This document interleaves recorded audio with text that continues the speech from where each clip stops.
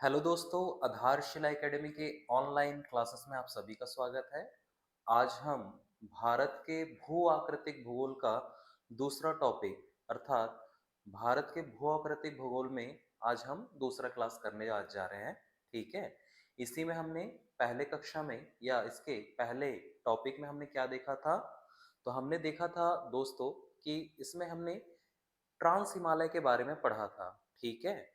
तो कुछ चीजों को हम रिपीट कर लेते हैं कि पिछली कक्षा में हमने क्या क्या पढ़ लिया था। ठीक है। तो सबसे पहले अगर मैं देखूं कि हमने पिछली कक्षा में क्या देखा था। ठीक है। तो हमने बनाया था क्या, अगर आप देखो तो मैंने बोला था कि हम क्या करेंगे, उत्तरी भारत के पर्वतीय क्षेत्र को देख रहे थे। ठीक है। उत्तरी भारत के पर्वतीय क्षेत्र। ठीक। इसमें हम लोग क्या पढ़ रहे थे, उत्तरी भारत के पर्वतीय क्षेत्र में हम लोग क्या देख रहे थे? तो उत्तरी भारत के पर्वतीय क्षेत्र जो था, इसमें हमने बांटा क्या क्या था? इसमें हमने बांट लिया था पहले से, या इसे हमने वर्गीकृत किया था किस में? तो हमने इसमें देखा था कि हम क्या पढ़ेंगे, इसमें ट्रांस हिमालय पढ़ने जा रहे थे। ठीक है। क्या पढ़ने जा रहे थे? ट्रांस हिमालय। ट्रांस हिमालय पढ़ने वाले थे। ट्रांस हिमालय। दूसरा क्या था? तो दूसरा हमने देखा था इसमें वृहद हिमालय। क्या देखा था? वृहद हिमालय, या इसी को हम लोग क्या कहते हैं, महान हिमालय। और इसी को अगर इंग्लिश में देखेंगे तो क्या हो जाएगा, ग्रेट हिमालय। ठीक है। तो अगर इसे आप देखो तो दूसरा आपका हो गया वृहद हिमालय। तीसरा आपका क्या होने वाला था, इसमें हम लोग देखने वाले थे लघु हिमालय। लघु हिमालय, या फिर इसी को हम लोग क्या कहते हैं, मध्य हिमालय। ठीक है। या फिर इसी को आप कर लीजिए क्या, मिडिल हिमालय। मिडिल हिमालय। ठीक है। या फिर अंतिम आप क्या देख रहे थे, इसमें क्या देखने वाले थे, एक था आपका शिवालिक। ठीक है। शिवालिक हिमालय। या फिर मैंने इसी को एक और नाम दिया था, या फिर हम लोग नाम देते हैं, क्या नाम देते हैं, बाहे हिमालय। ठीक है। तो इसे हमने कैसे देखा था? तो उस दिन मैंने कुछ आपको क्या बनाया था, एक डायग्राम के माध्यम से समझाने का प्रयास किया था कि हम लोग क्या देखे थे। सबसे पहले तिब्बत का पठार, उसके बाद मैंने कुछ इस प्रकार से संरचना बनाई थी, आप लोगों ने देखा होगा उसे। ठीक है। और अगर आपने इस टाइप की संरचना आपने बना लिया है तो आपको यह पता होना चाहिए कि सबसे पहले मैंने क्या बताया था आपको। सबसे पहले मैंने आपको यहां पर बताया था क्या, तिब्बत का पठार। ठीक है। ये था क्या आपका, तिब्बत का पठार। उसके बाद क्या मैंने बताया था आपको, आपको जो दूसरा आने वाला था वो आएगा क्या यहाँ पर, ट्रांस हिमालय। ठीक है। ट्रांस हिमालय। उसके बाद मैंने क्या बोला था आपको, ITSZ। ITSZ का फुल फॉर्म मैंने पहले ही आपको बता दिया है। ठीक है। ITSZ के बाद मैंने क्या बताया था आपको, उसके बाद आपका आएगा ग्रेट हिमालय, GT। ठीक है। Sorry, GH, great Himalaya. उसके बाद मैंने क्या बोला आपको, MCT, मेन सेंट्रल थ्रस्ट। ठीक है। इसके बारे में इसके बारे में मैं पहले ही आप लोगों को क्या कर चुका हूं, डिस्क्राइब कर चुका हूं। उसके बाद आपका नेक्स्ट क्या था, आपका मध्य हिमालय। ये वाला है आपका मिडिल हिमालय। उसके बाद क्या था, ये वाला जो क्षेत्र था उसको मैंने कहा था MBF। उसके बाद का क्या था भाई, तो उसके बाद का जो हमने देखा था वह था शिवालिक हिमालय। ठीक है। उसके बाद मैंने क्या बोला था, ये वाला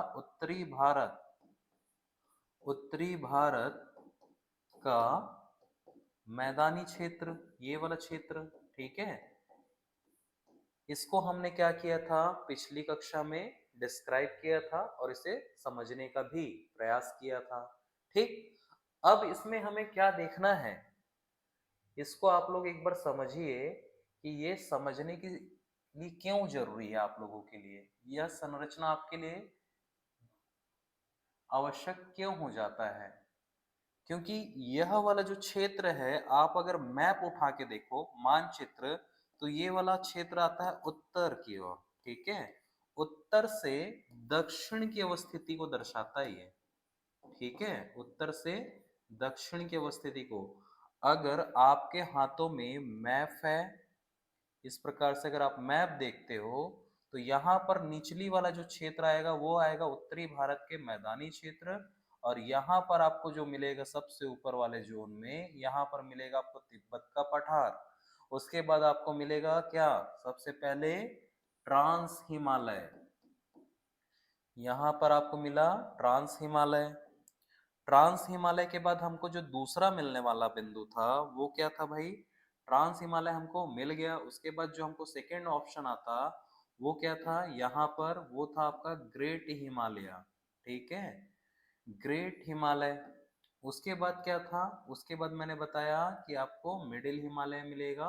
उसके बाद अंतिम में आपको शिवालिक हिमालय। उसके बाद ये क्या था आपका, ये वाला जोन तो हमने देख लिया, उत्तरी भारत का मैदानी क्षेत्र है। तो इस प्रकार से हमने क्या किया था, स्टार्ट किया था। इसी में अगर हम देखें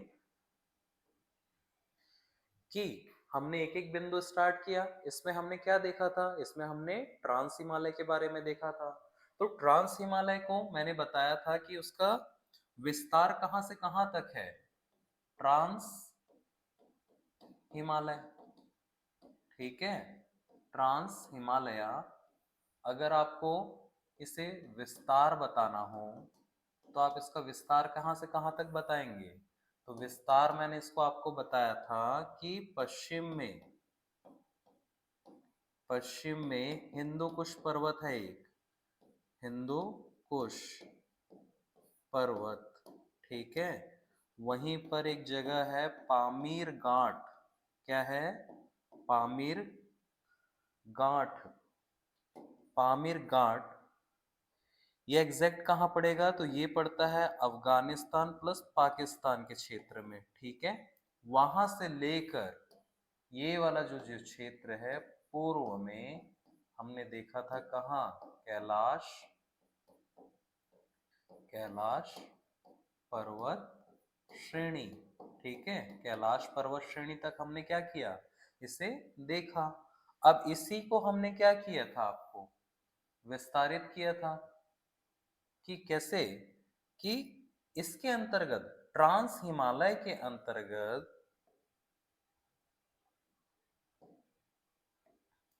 ट्रांस हिमालय के अंतर्गत ही मैंने क्या किया था, इसको इसे तीन भागों में वर्गीकृत किया था।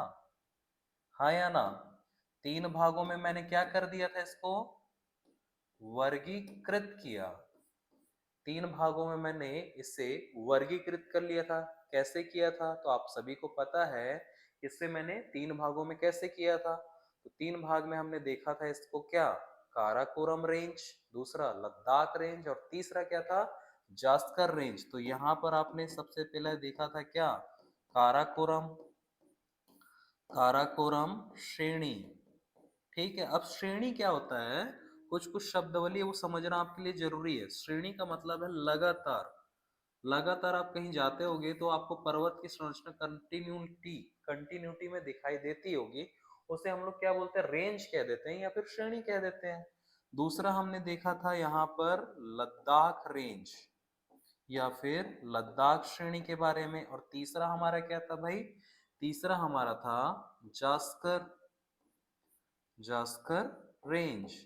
अब इसमें भी हमने क्या किया, इसमें भी हमने कुछ कुछ स्पष्टीकरण किया था। इसमें भी हमने क्या किया था, कुछ कुछ स्पेसिफिक चीजों को पढ़ा था।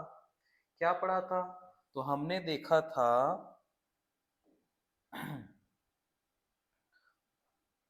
हमने क्या देख लिया था,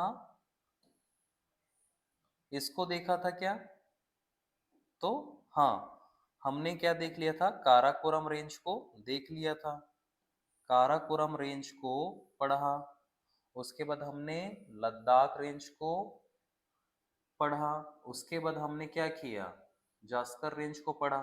ठीक, तो मैंने बोला था कि काराकोरम रेंज में कुछ महत्वपूर्ण पर्वतें हैं।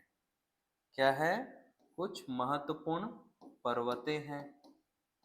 और क्या बताया था, कुछ महत्वपूर्ण झील है। ठीक है, वही चीजें मैंने इसमें भी रिपीट किया और इसमें भी रिपीट किया था। और क्या मैंने बताया, कुछ महत्वपूर्ण नदी है जो सहायक नदी है, कुछ महत्वपूर्ण पठार है।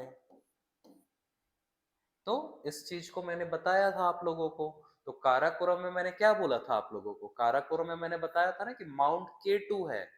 और क्या बताया था, गसेर ब्रह्म के बारे में बताया था, मसेर ब्रह्म के बारे में बताया था, जो पर्वत चोटियां हैं, जो ऊंची पर्वत चोटियां हैं, उसी के साथ मैंने बोला था कि वहां पर कुछ महत्वपूर्ण झील भी है। वो झील कौन सी हैं, तो इसके बारे में मैंने उस दिन की क्लास में बताया आपको, पिछले क्लासेस में। जैसे रेमो ग्लेशियर, सियाचिन, ठीक है, बल्तारो, बियाफो, पुनमा, स्कम्बरी, ठीक। और क्या था, हिस्पर था, बटूरा था, और क्या था, ससैनी था। तो इस प्रकार से मैंने कुछ 6-7 ग्लेशियर बताया, उसकी चौड़ाई या लंबाई के बारे में भी बताया, उसको पूर्व से पश्चिम की संरचना कैसी है उसे भी मैंने आपको स्पष्ट कर दिया था, ठीक है। उसके बाद मैंने कुछ महत्वपूर्ण आपको नदियां बताया कि कौन सी नदी बहती है, किसकी नदी कौन सी सहायक नदी है, ठीक है। उसके बाद मैंने क्या बोला, कुछ डेजर्ट के बारे में, पठार के बारे में, सॉरी, पठार के बारे में बताया, जो हमने लद्दाख रेंज में देखा था, कोल्ड डेजर्ट कहते हैं ना। तो लद्दाख का पठार, लद्दाख में पठारी क्षेत्र जिसे हमने क्या से बांटा था, पश्चिम, उत्तर और पूर्व के हिसाब से बांट लिया था। आप लोगों को याद होगा, Depsang plains, Soda plains, Lingzi Tang plains, ठीक है। उसी प्रकार से कुछ झील मैंने बताया था, उत्तर में झील है और दक्षिण में झील है, जो खारे पानी की झील है, जो बेहद ही महत्वपूर्ण झील है, जैसे पेंगोंग तासो झील, मुरारी तासो झील, ठीक। उसके साथ में मैंने आपको जास्कर रेंज बताया, और इन दोनों के बीच में कौन सी नदी बहती है वह भी मैंने आपको उस दिन की क्लासेस में बता दिया था, ठीक। तो इस प्रकार से हमने क्या कर लिया था भाई, ट्रांस हिमालय को पूर्ण कर लिया था, ठीक है। तो ट्रांस हिमालय के बाद अब जो संरचना निकल कर आती है हमारे हाथ में, या आज जो हमको पढ़ना है, देखना है, वह क्या है। तो मैंने बोला कि ये तिब्बत का पठार, उसके बाद ट्रांस हिमालय, ठीक है।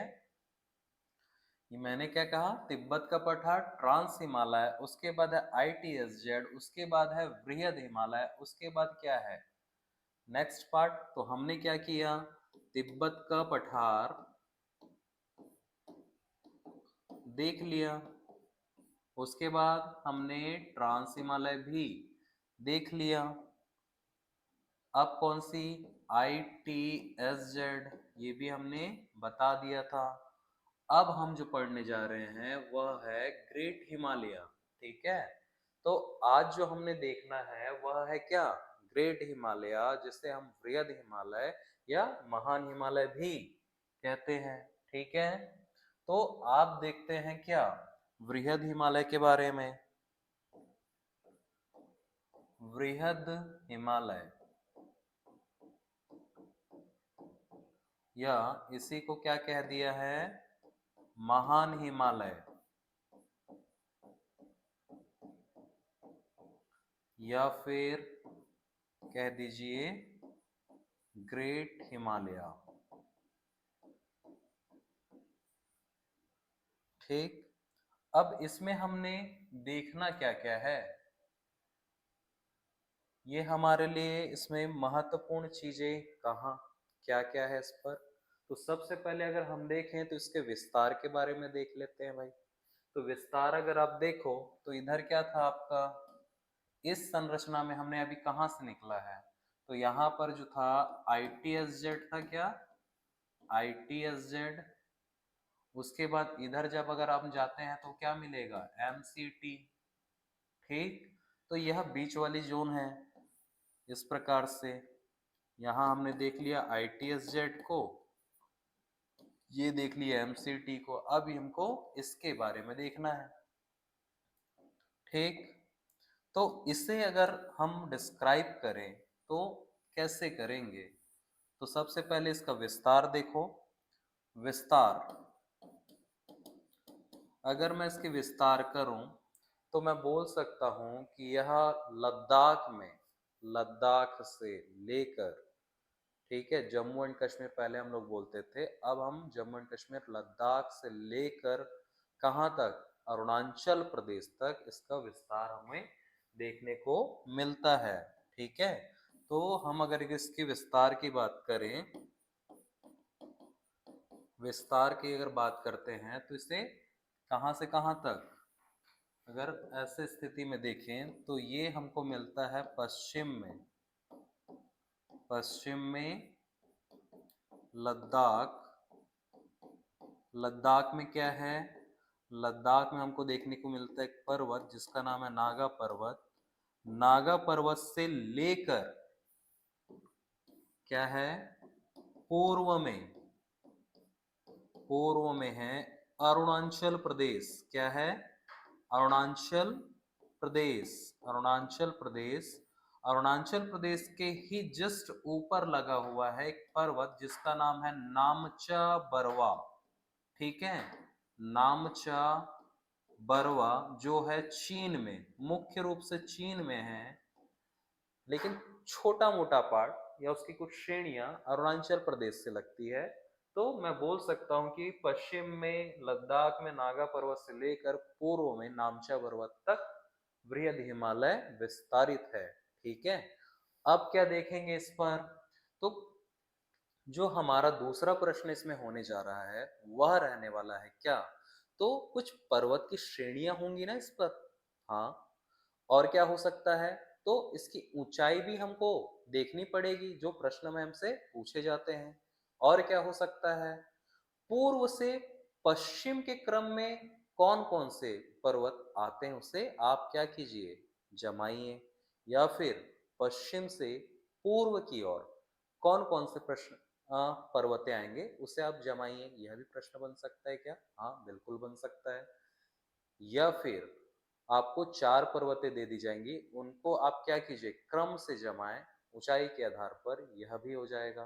ठीक, या फिर घटित क्रम में या फिर बढ़ते हुए क्रम में, इस प्रकार से प्रश्न बन सकता है। हाँ बिल्कुल बन सकता है। तो चलिए देखते हैं। सबसे पहले हमको जो मिलने वाला है पर्वत श्रेणी, हम लोग क्या कर रहे हैं, पश्चिम की ओर से स्टार्ट कर रहे हैं।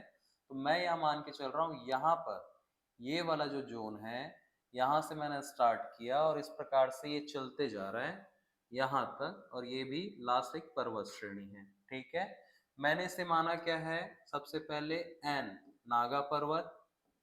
ठीक है, आप लोग भी शॉर्ट फॉर्म में ही लिखेंगे, क्योंकि बड़े में लिखेंगे, अगर फुल फॉर्म में लिखेंगे थोड़ा सा समझने में भी याद करने में भी आपको दिक्कतें आएंगी। ठीक है, तो सबसे पहले आप बनाएंगे क्या, एन, नागा पर्वत।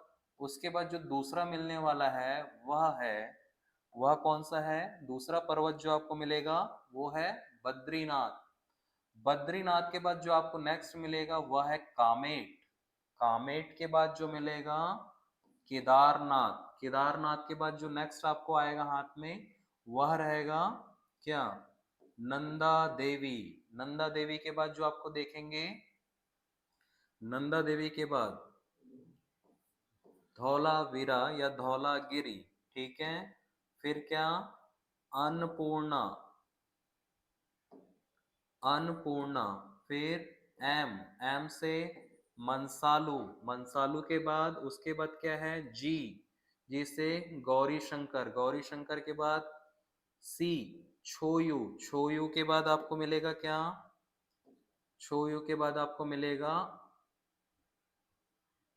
Mount Everest. माउंट एवरेस्ट के बाद आपको जो नेक्स्ट मिलने वाला रहेगा वह क्या है, मकालू। मकालू के बाद आपको जो मिलेगा वह है कंचनजंगा, और कंचनजंगा के बाद अंतिम जो आपको मिलेगा वह रहेगा नामचा बरवा।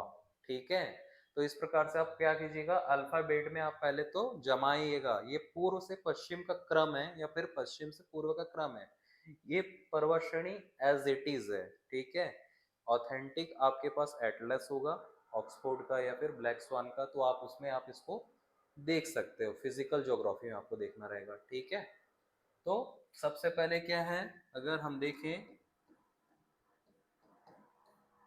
नंगा पर्वत, दूसरा बद्रीनाथ, बद्रीनाथ। उसके बाद क्या मिलेगा, कामेट। कामेट के बाद केदारनाथ। केदारनाथ के बाद नंदा देवी। नंदा देवी, नंदा देवी के बाद धौला वीरा या फिर धौला गिर, ठीक है। उसके बाद ए से अन्नपूर्णा, क्या है, अन्नपूर्णा। फिर म से, एम से मनसालू, मनसालू, ठीक है। उसके बाद जी से गौरी शंकर, क्या है, गौरी शंकर। गौरी शंकर के बाद क्या, सी से छो यू, क्या है, छोयू। उसके बाद क्या है भाई, एम से, एम से आ गया आपका माउंट एवरेस्ट, माउंट एवरेस्ट, ठीक है। उसके बाद मकालू, ठीक है, मकालू। उसके बाद है के से कंचनजंगा, कंचनजंगा। उसके बाद अंतिम आप देखेंगे वो है नामचा बरवा, ठीक है। नामचा बरवा अगर आप नहीं भी शामिल करेंगे तो संभवतः चल जाएगा, क्योंकि वह चीन में है, ठीक है। तो इस प्रकार से आप क्या करेंगे, इसे आप लिखेंगे या फिर मैपिंग करेंगे। आपके पास अगर आउटलाइन मैप होगा या मैप आप बनाएंगे तो इसी प्रकार से आप इसको क्या करेंगे, दर्शाएंगे, ठीक है। या इसको आप स्क्रीनशॉट इस प्रकार से ले लीजिए, ठीक। अब इसकी ऊंचाई यह भी हमको जाननी जरूरी है, तो ऊंचाई देखते चलते हैं। तो सबसे पहले नागा पर्वत है 8126 मीटर, ठीक है, 8126 मीटर। बद्रीनाथ 7138 मीटर। उसके बाद कामेट आ जाएगा। कामेट कितना है, तो ये है 6945 मीटर। फिर आपका आ गया केदारनाथ, सॉरी, कामेट की ऊंचाई,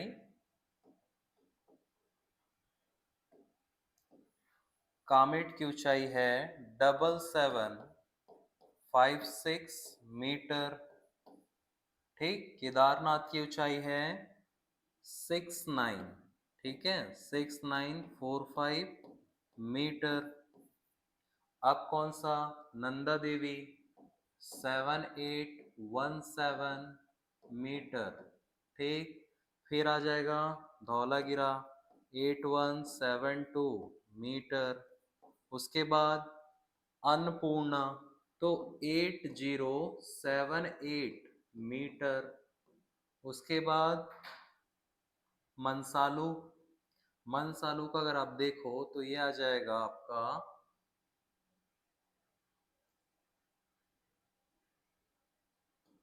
7145 मीटर, ठीक है। उसके बाद क्या देखेंगे, गौरी शंकर। गौरी शंकर अगर आप देखो तो ये आपको मिलता है कितना, सॉरी इसको भी आप मिटा लेंगे, मनसालू। मनसालू आपका हो जाएगा कितना, 8151 मीटर, ठीक है, 8151 मीटर।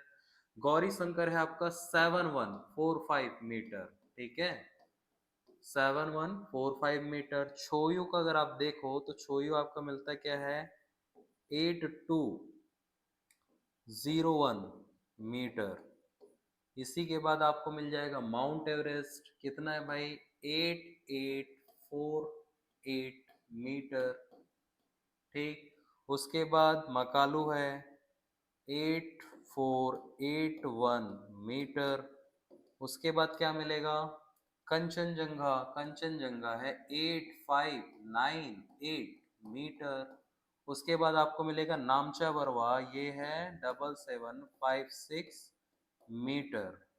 तो यह जो वृहद हिमालय है उसमें ये सभी पर्वत श्रेणियां शामिल होती है, जिसे हमने पूर्व से पश्चिम के क्रम में जमाया हुआ है, ठीक है।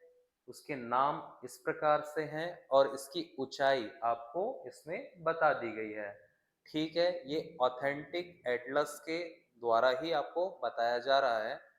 इसके अलावा आपको किसी भी अन्य और आधारभूत चीजों को लेने की जरूरत नहीं, ऑथेंटिक चीजों को जांचने की जरूरत नहीं पड़ेगी। अगर आपको लगता है तो आप क्या करें, आपको ऑक्सफोर्ड का या फिर ब्लैक स्वॉन का एटलस जो इंडिया का आता है इंग्लिश वर्जन, वो आप लीजिए जो करंट आएगा संस्करण, और उसमें आप इसको मिलाएंगे। ठीक है, इस प्रकार से ये क्या हो गया, बृहद हिमालय की पर्वत श्रेणियां हो गई अपने ऊंचाई के साथ में। इसे आप स्क्रीनशॉट ले लेंगे। ठीक है,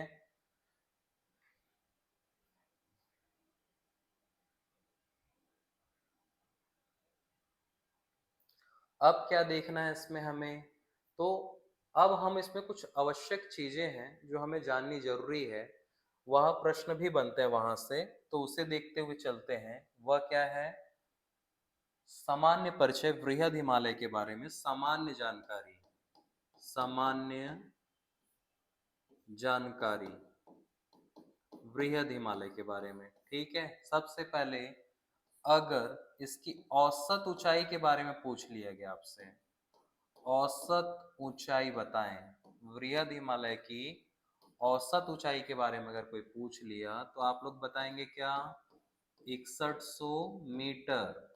मतलब ये यहाँ से लेकर नामचा पर्वत से लेकर नागा पर्वत तक के सभी पर्वत मालाओं को अगर हम मिला देते हैं और उसकी संख्याओं को उससे भाग दे देंगे तो जो औसत ऊंचाई निकल कर आएगी वह क्या होगी, औसत ऊंचाई। ठीक, औसत चौड़ाई की बात भी होती है, तो औसतन चौड़ाई, औसतन चौड़ाई, तो ये है। अगर आप देखो तो पूर्व में आपको यह दिखाई देता है 160 किलोमीटर, और यही चीज आपको पश्चिम की ओर में दिखाई देगा 400 किलोमीटर। अब ऐसा क्यों है, तो मैं बोल सकता हूं कि इसमें आपको कुछ चीजें और समझनी पड़ेगी। कैसे, तो अगर हम इसको एक छोटा सा मैप के माध्यम से समझने का प्रयास करते हैं, ये मान के चलिए मैंने एक मैप बना लिया।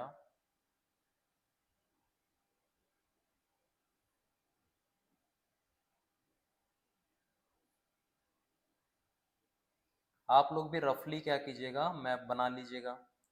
अगर हम एक छोटा सा मैप बनाएं और समझें कि कैसे यह संरचना बनी है, तो मैं इसको बता रहा हूं कि यह जो हेड वाला एरिया है, उत्तरी भारत का जो क्षेत्र है जहाँ हिमालय है, ठीक है, उसे आप समझने का प्रयास कीजिएगा।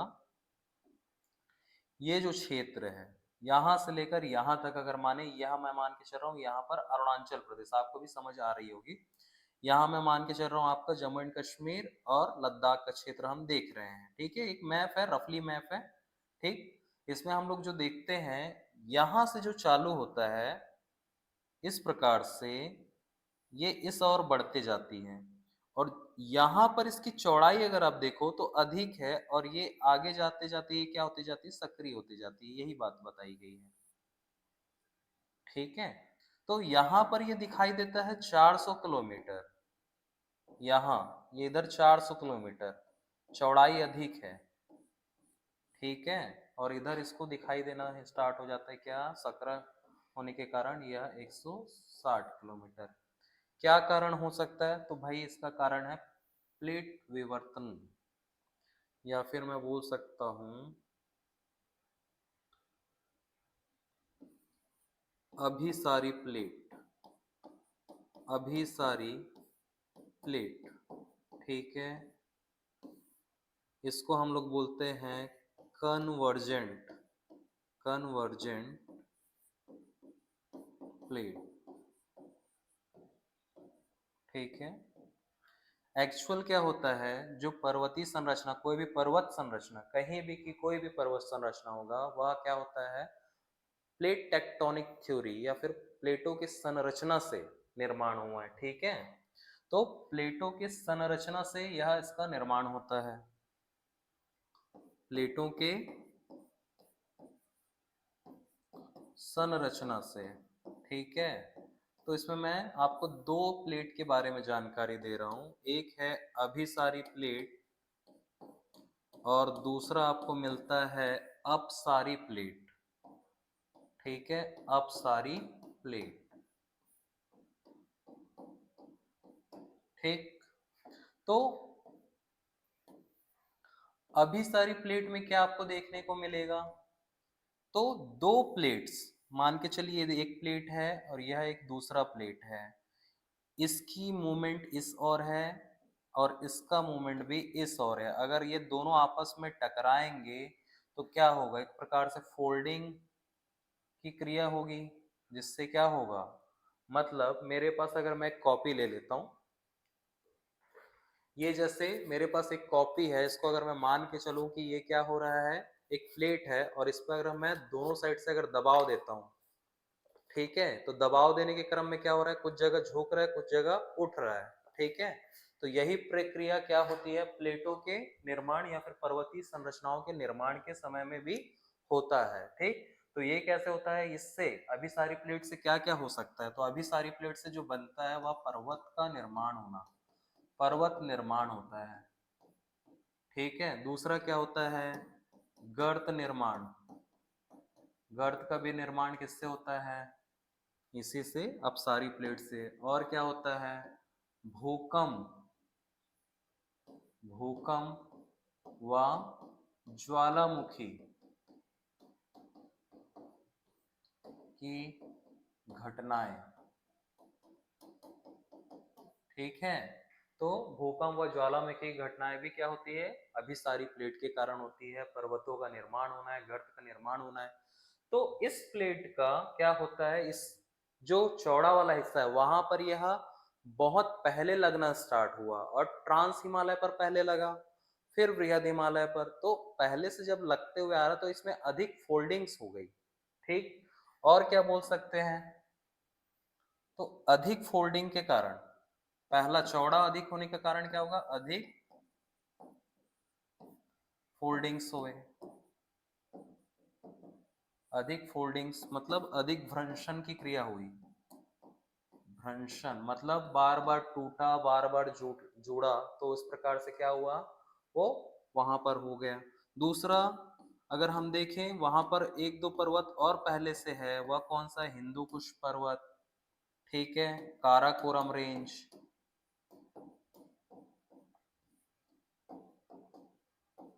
ठीक। तो इन कारणों से क्या हुआ? पश्चिम अधिक चौड़ी हो गई और पूर्व की जो संरचना है वो एकदम सरल होने के कारण वह पतली आपको दिखाई देती है, ठीक। अपसारी प्लेट का क्या है भाई? तो अपसारी प्लेट अगर आपको प्रश्न अगर आ गया तो इसका क्या है? तो अपसारी प्लेट से क्या क्या हो सकता है? तो आप भूपर पट्टी का निर्माण होता है इसमें। भूपर पट्टी, भूपर पट्टी का निर्माण, भूपर पट्टी का निर्माण कैसे? तो मान के चलिए एक प्लेट है या दूसरा प्लेट या एक ही प्लेट है, ये इधर मूव करने लग गया, ये इधर मूव करने लग गया, बीच में अगर यहाँ पर मैग्मा है तो ये निकल कर बाहर आ गया और समुद्री क्षेत्र में यह ठंडा होकर जम गया, तो क्या हुआ? एक भूपर पट्टी का निर्माण हो गया, ठीक है। तो ये हो गया इसका क्या? चौड़ा होने का कारण। पश्चिम में चौड़ा अधिक क्यों है और पूर्व में सकरा क्यों है या कम क्यों दिखाई देता है, ठीक। नेक्स्ट हम इसमें देखेंगे क्या? एक चीज और हमने इसमें देखनी है, क्या चीज रहेगा? तो वह है आपका औसत ऊंचाई, तो हमने देख लिया। औसत चौड़ाई भी हमने इस पर देख लिया। अब क्या इसमें देखना रह गया है? तो इसमें अगर आप देखो तो जो दक्षिणी भाग है, उत्तर की अपेक्षा, उत्तर की अपेक्षा दक्षिणी भाग, दक्षिणी भाग का ढाल अधिक तीव्र है, अधिक तीव्र है। मतलब यह पर है ये तिब्बत का पठार, फिर ट्रांस हिमालय, फिर आपको मिल जाएगा ये आपका बृहद हिमालय। तो ये बृहद हिमालय में बोला जा रहा है कि ये ऐसे स्टार्टिंग है और ये संरचना एकदम खड़ी हो गई है यहाँ पे।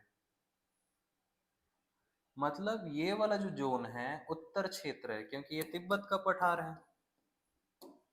उसके बाद हमने देख लिया ट्रांस हिमालय, फिर ITSZ, उसके बाद जो ये पर्वत है बृहद हिमालय का, बोला जा रहा है कि ये वाला जो क्षेत्र है इसका जो ढाल है ये तीव्र है हमारी ओर।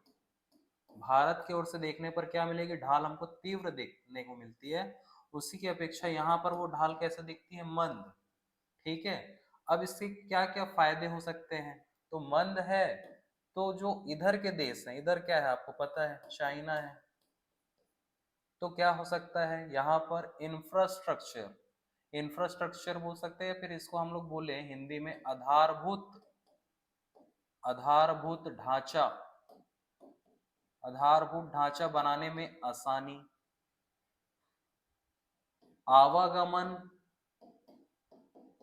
आवागमन में भी आसानी, और क्या हो सकता है, सैनिक मूवमेंट, सैनिक मूवमेंट भी सरल। ठीक, तो कहीं ना कहीं इस क्षेत्र वाले को अधिक एज मिल जाता है थोड़ा सा। ठीक, वही हमें, जो हम भारत की ओर से यहाँ पर चढ़ाई करते हैं या इस ओर बढ़ते हैं तो क्या है, हमें तीव्र ढाल मिलता है। तो आधारभूत संरचना हम लोग जो बनाते हैं, इंफ्रास्ट्रक्चर, आधारभूत संरचना बनाने में जटिलता आ रही है, सैनिक मूवमेंट करने में भी बहुत जटिलता आती है। ठीक, कुल मिलाकर यह ढाल हमारी ओर अधिक होने के कारण हमें थोड़ी सी जटिलताओं का सामना करना पड़ता है, यद्यपि ये आपको देखने को मिल जाता है। तो अगर इसमें प्रश्न आएगा कि यह क्षेत्र क्या है, अवतल जैसा दिखता है, अवतल दर्पण, और ये वाला जो क्षेत्र है वह उत्तल की अवस्था दिखाई देती है, उत्तल। ठीक है, उत्तल की अवस्था को लेके चलता है। ठीक, तो यह चीजें इसमें आपको जाननी थी। और क्या जान सकते हो आप लोग बृहद हिमालय के बारे में, तो इसमें कुछ कुछ दर्रे होंगे जो आपके महत्वपूर्ण हैं आपके लिए। ठीक, तो अब हम लोग देख लेते हैं क्या, इसे भी आप स्क्रीनशॉट ले लीजिएगा। अब मैं आगे बढ़ता हूँ इस पे कि महत्वपूर्ण दर्रे कौन से इसमें, महत्वपूर्ण दर्रे, ठीक, या इसी को पासेस कहते हैं। तो इसमें हमें क्या देखने को मिलेगा, कुछ दर्रे मैंने टिक कर लेते हैं इस प्रकार से।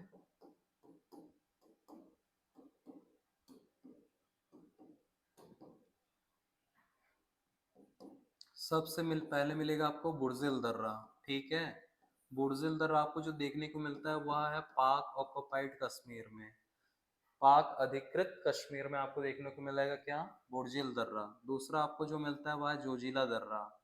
फिर ये है आपका बुर्जिल दर्रा, बुर्जिल दर्रा।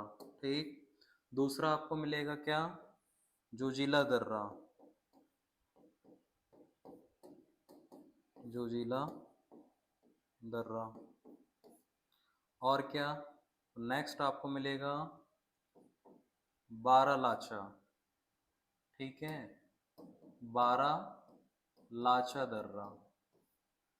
उसके बाद शिपकीला दर्रा, शिपकी, शिपकीला, ये दर्रा अलग से बोलने की जरूरत नहीं पड़ती, शिपकीला बोले, ला का मतलब ही क्या है, दर्रा है।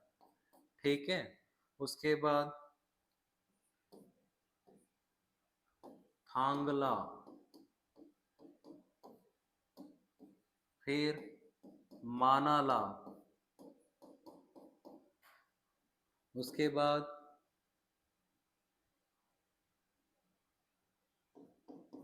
नीति पास, नीति दर्रा, फिर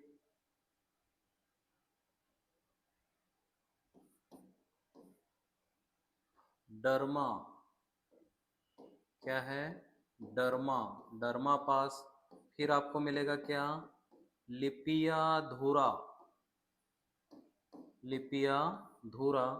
उसके बाद आपको मिलता है लिपू लेक, लिपू लेक के बाद आपको मिलेगा क्या, नाथुला, और एक है जेलेपला। तो ये आपका आ जाएगा लिपू लेक। ठीक है, लिपुलेख, फिर नाथुला, और अंतिम आपको देखने को मिलेगा जेलेपला, जेलेपला।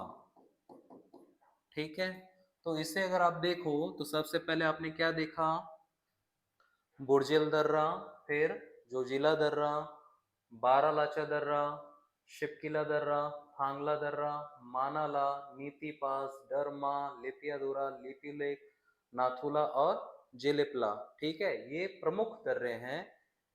पहला जो आपने बुर्जिल दर्रा आप देखा वह है पीओके अर्थात पाक ऑक्यूपाइड कश्मीर, पाक अधिकृत कश्मीर में आपको देखने को मिलेगा। मतलब पाकिस्तान ने जो क्षेत्र कश्मीर के अधिकृत कर लिए उसे हम लोग क्या कहते हैं, पीओके। ठीक, उसके बाद जो हमको मिलेगा क्या, जोजिला दर्रा। जोजिला दर्रा में कुछ स्पेसिफिक चीजें हैं, उसे देखते जाएंगे। फिर कुछ कुछ दर्रों में क्या स्पेसिफिक है उसे आपको देखना है। तो ठीक, क्या क्या देखने को मिलता है, तो इसको भी आप क्या कीजिए, इसका भी आप स्क्रीनशॉट ले लीजिए पहले तो। अब हम लोग इस पे स्पेसिफिक पढ़ते चलते कि इसमें है क्या महत्वपूर्ण चीज। तो इसमें सबसे पहले मैंने बताया क्या, जो बुर्जिल तो मैंने आपको बता दिया, ये क्या है, पीओके में है। ठीक, दूसरा मैंने बताया आपको क्या, जोजिला दर्रा, जोजिला दर्रा। जोजिला दर्रा में हमें क्या देखना है भाई, तो जोजिला दर्रा जो है वह श्रीनगर को, किसको, श्रीनगर को लेह से, लद्दाख के लेह से क्या करता है, जोड़ता है। ठीक है, दूसरा, सॉरी तीसरा देखेंगे क्या, बारालाचा, क्या है, बारालाचा। बारालाचा में क्या है, तो चंद्र व भागा नदी, चंद्र व भागा नदी प्रवाहित और आगे जाकर एक साथ मिल जाते हैं, तो यही कहलाते क्या हैं, चंद्रभागा। ठीक, नेक्स्ट देखते हैं क्या सा, चौथा पॉइंट। तो चौथा में क्या आपको मिलेगा, तो चौथा में हम लोग इसमें देखेंगे क्या, एश, एस से क्या बनाएंगे, शिपकिला, शिपकिला। शिपकिला में क्या मिला था हमको, तो यह है तिब्बत के पठार, तिब्बत के पठार व हिमाचल के सीमा पर। ठीक, अब यहीं से क्या है, तो यहाँ पर आप देखोगे सतलज नदी का प्रवेश द्वार है, सतलज नदी क्या हो रही है, प्रवेश हो रही है। ठीक, नेक्स्ट देखते हैं,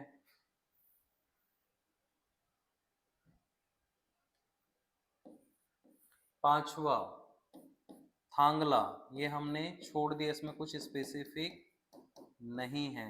ठीक, छठवा एम, क्या है, माना ला, माना ला। और क्या है, सातवा नीति, नीति पास, नीति दर्रा। ये दोनों जो है मान सरोवर का प्रवेश द्वार कहलाता है, मान सरोवर का प्रवेश द्वार। ठीक है, नेक्स्ट आठवां क्या है, डरमा, ये भी आप छोड़ सकते हो।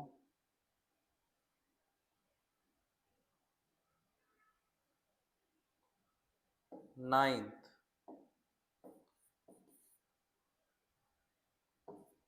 लिपियाधुरा, एल से लिपियाधुरा, इसको भी आप छोड़ दीजिए, कोई वर्कआउट नहीं है। अब क्या मिलेगा, अंतिम एक आएगा एल से लिपुलेख, ये आपके काम के हैं, लिपुलेख। ठीक है, लिपुलेख में क्या है, नेपाल और नेपाल व भारत देश की सीमा पर बहता है। भारत, नेपाल व भारत की सीमा पर, भारत की सीमा पर अपवाहित, ठीक। भारत में या फिर इसी को, इस नदी में जो नदी है, जो नदी बहती है लिपुलेख में, एक नदी बहती है, उस नदी का नाम बोला जाता है नेपाल में काली नदी। और जैसे ही यह भारत में इंटर करती है, भारत के यूपी में इंटर होती है, और यही नदी कहलाती क्या है, शारदा नदी, ठीक है, शारदा नदी कहलाती है। तो यहाँ पर ये भी आपके लिए महत्वपूर्ण हो जाता है। अब क्या है, तो नेक्स्ट आप देख लीजिए 11वां लिपुलेख हो गया। उसके बाद हमने देख लिया क्या,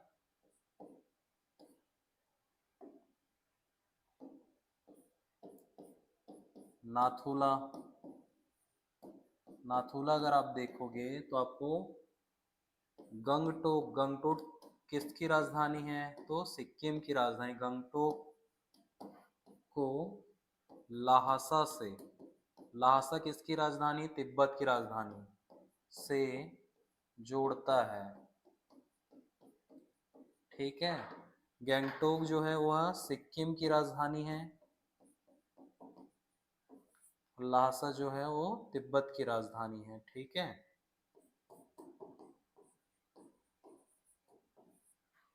और क्या है, 12वां अंतिम जिसमें हमको देखने को मिलेगा वह क्या है, जे। जे से आपका जेलेपला, जेलेपला। यह क्या है, तो ये भी गंगटोक मतलब सिक्किम की राजधानी से थिम्फू, थिम्फू किसकी राजधानी, थिम्फू जो आपको देखने को मिलेगा वह है भूटान की राजधानी, भूटान देश है उसकी राजधानी को जोड़ता है, ठीक है। तो आज की कक्षा में हमने केवल इन्हीं पॉइंट्स को लेकर चला है, और इसमें हमने क्या क्या देख लिया है, तो हमने इसमें विस्तार कहाँ से कहाँ तक है यह देखा। दूसरा, कुछ पर्वतमालाएं या पर्वत बनाए जिसका हमने ऊंचाई भी आपको बताया कि कितने कितने मीटर पर क्या है, पूर्व से पश्चिम की अवस्थिति भी आपने देख लिया, ठीक है। अब इसमें एक चीज और देख सकते हो आप कि कौन सा जो दर्रा है वो कौन सा स्टेट के पास है या करीब है, ठीक है। तो अगर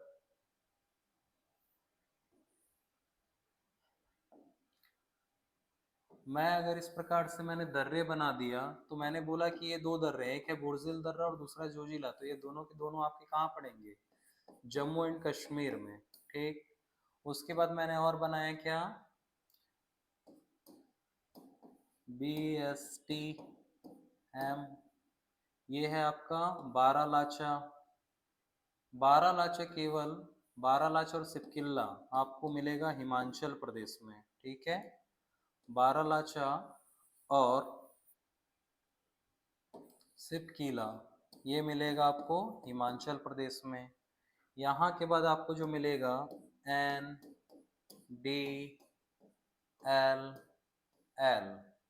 ये जो है आपको पूरा का पूरा मिलेगा उत्तराखंड के बॉर्डर में, उत्तराखंड के बॉर्डर में। और जो है दूसरा नाथुला और एक है जेलिपला, ये दोनों मिलेंगे आपको कहाँ, ये दोनों मिलेगा आपको सिक्किम में, ठीक।